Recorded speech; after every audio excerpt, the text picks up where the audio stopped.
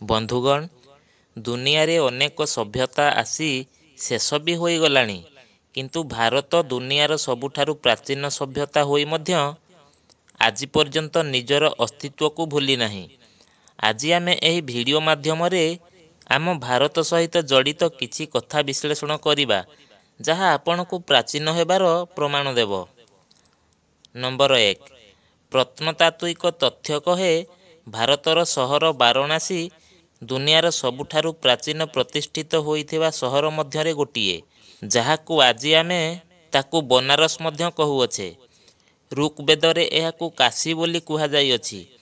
ଏହି ସହର ପାଖାପାଖି 3000 ବର୍ଷର ପୁରୁଣା ବୋଲି ଅନୁମାନ କରାଯାଏ। ଯେବେ 2500 ବର୍ଷ ପୂର୍ବେ ଭଗବାନ ବୁଦ୍ଧ କାଶୀ ଆସିଥିଲେ, ସେତେବେଳେ ମଧ୍ୟ ଏହାକୁ ଦ ଏନ୍ସିଏଣ୍ଟ ସିଟି କୁହାଯାଉଥିଲା। ହିନ୍ଦୁ ପରମ୍ପରା ଅନୁସାରେ 7ଟି ଧାର୍ମିକ ପବିତ୍ର ସ୍ଥଳ ମଧ୍ୟରେ କାଶୀକୁ ସବୁଠାରୁ ପବିତ୍ର ସ୍ଥଳ ରୂପେ ବିଶ୍ୱାସ କରାଯାଏ। ଆଉ ବୌଦ୍ଧ ଓ ଜୈନ ଧର୍ମର ଲୋକ ମଧ୍ୟ କାଶୀକୁ ଏକ ପବିତ୍ର ସ୍ଥଳ ବୋଲି ମାନିଥାନ୍ତି। ନମ୍ବର 2, ବନ୍ଧୁଗଣ, ଆଜିର ସମୟରେ ବିଜ୍ଞାନର ଏତେ ଅଗ୍ରଗତି ପରେ ମଧ୍ୟ କେତେକ ରୋଗର ଚିକିତ୍ସା ପ୍ରଣାଳୀ ବହୁତ କଠିନ ଅଟେ।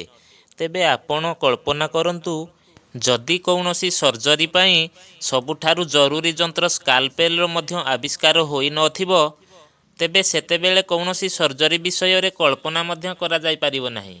କିନ୍ତୁ ଆଜକୁ 2600 ବର୍ଷ ପୂର୍ବେ ଜଣେ ଭାରତୀୟ ଫିଜିସିଆନ ମହର୍ଷି ସୁଶ୍ରୁତ ବହୁତ କଠିନ ରୋଗର ସର୍ଜରୀ ମଧ୍ୟ କରୁଥିଲେ। ମହର୍ଷି ସୁଶ୍ରୁତଙ୍କୁ ପ୍ରଥମ ମଣିଷ ଭାବରେ ବିବେଚନା କରାଯାଏ, ଯିଏ ପ୍ରଥମେ ମନୁଷ୍ୟ ଶରୀରରେ ସର୍ଜରୀ କରିଥିଲେ। ସେଥିପାଇଁ ତାଙ୍କୁ ଫାଦର ଅଫ୍ ସର୍ଜରୀ ମଧ୍ୟ କୁହାଯାଏ। ମହର୍ଷି ସୁଶ୍ରୁତ ଶଲ୍ୟ ଚିକିତ୍ସା ଉପରେ ଏକ ଗ୍ରନ୍ଥ ରଚନା କରିଥିଲେ, ଯାହାକୁ ସୁଶ୍ରୁତ ସଂହିତା ବୋଲି କୁହାଯାଏ। ସୁଶ୍ରୁତ ସଂହିତାରେ ଲିଖିତ ଚିକିତ୍ସା ବିଧି ସବୁଠାରୁ ପ୍ରାଚୀନ ଚିକିତ୍ସା ବିଧି ଭାବରେ ମଧ୍ୟ ଗ୍ରହଣ କରାଯାଏ। ସୁଶ୍ରୁତ ସଂହିତାରେ 184ଟି ଅଧ୍ୟାୟ ଅଛି, ଯେଉଁଠାରେ 1120 ପ୍ରକାରର ରୋଗ, 700 ମେଡିକାଲ ପ୍ଲାଣ୍ଟସ୍ ବିଷୟରେ ଉଲ୍ଲେଖ ଅଛି। ଏଠାରେ ଅନେକ ସର୍ଜରୀରେ ବ୍ୟବହୃତ ଯନ୍ତ୍ରପାତିର ମଧ୍ୟ ସୂଚନା ଅଛି। ଏମିତି ଆଉ ଜଣେ ମଧ୍ୟ ପ୍ରାଚୀନ ଚିକିତ୍ସକ ଥିଲେ, ମହର୍ଷି ଚରକ। ସେ ତକ୍ଷଶିଳାରେ ଶିକ୍ଷାଲାଭ କରିଥିଲେ। ସେ ମଧ୍ୟ ଅନେକ ପ୍ରକାର ରୋଗ ବିଷୟରେ ସୂଚନା ଦେଇଥିଲେ ଏବଂ ତାର ସଫଳ ଚିକିତ୍ସା ମଧ୍ୟ କରୁଥିଲେ। ମହର୍ଷି ଚରକଙ୍କ ଦ୍ୱାରା ଲିଖିତ ଗ୍ରନ୍ଥର ନାମ ଚରକ ସଂହିତା ନାମରେ ଖ୍ୟାତି ଅର୍ଜନ କରିଅଛି।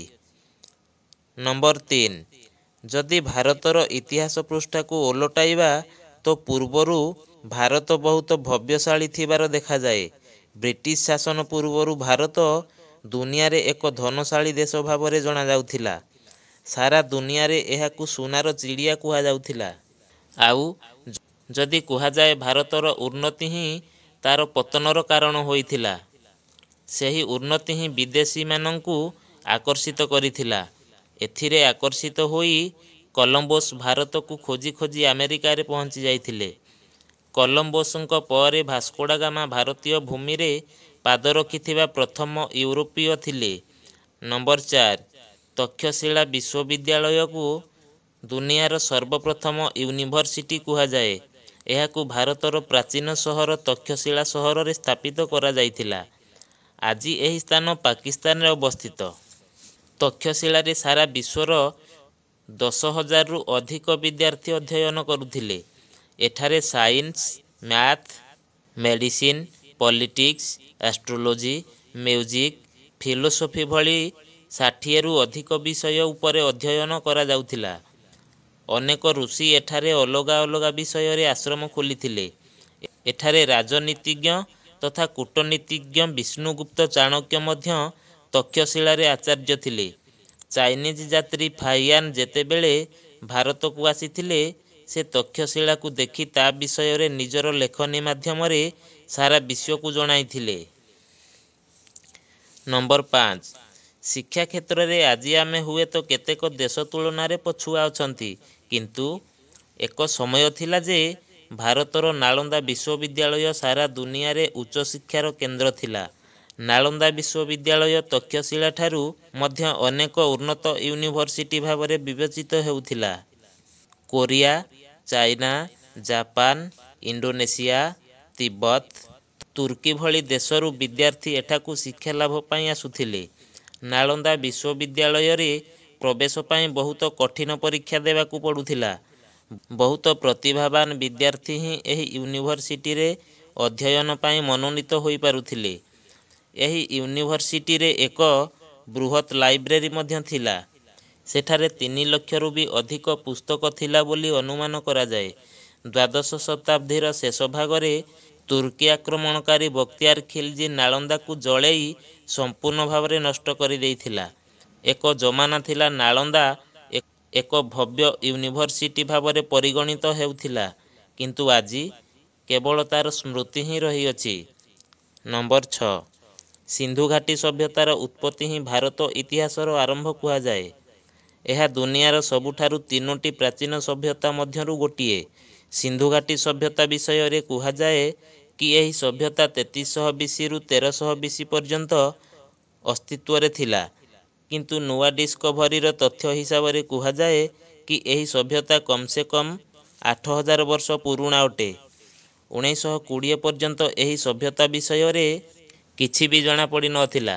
ଯେବେ 1920ରେ ଭାରତୀୟ ପ୍ରତ୍ନତତ୍ତ୍ୱ ବିଭାଗ ସିନ୍ଧୁ ଘାଟିରେ ଖୋଳିଲା, ତ ଏହି ସଭ୍ୟତାର ପୁରୁଣା ସହର ମହେଞ୍ଜୋଦାରୋ ଓ ହରପ୍ପା ସଭ୍ୟତାର ସନ୍ଧାନ ମିଳିଥିଲା।